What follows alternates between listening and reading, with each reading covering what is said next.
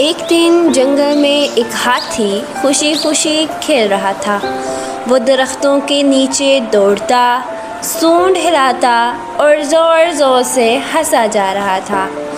اچانک اس کا پاؤں ایک چھوٹی سی چیونٹی کے بہت ہی قریب آ گیا۔ چیونٹی چیخی، "دھیان سے ہاتھی بھائی!" ہاتھی بھائی بہت زیادہ ڈر گیا اور رک گیا۔ اس نے نیچے جھک کر دیکھا تو کہا، "اوہ، مجھے معاف کرنا، میں تمہیں دیکھ نہیں پایا۔"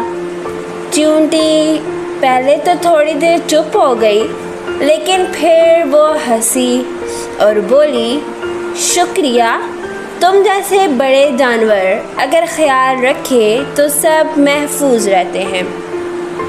ہاتھی بہت زیادہ شرمندہ ہو گیا۔ پھر اس نے کہا، "اب سے میں ہر قدم سوچ کر رکھوں گا۔" اس دن کے بعد ہاتھی جب بھی چلا، آہستہ چلا تاکہ کسی چھوٹے کو تکلیف نہ ہو۔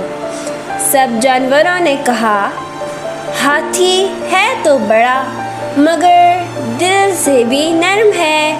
سبق: سچی طاقت وہ ہے جو دوسروں کا خیال رکھے۔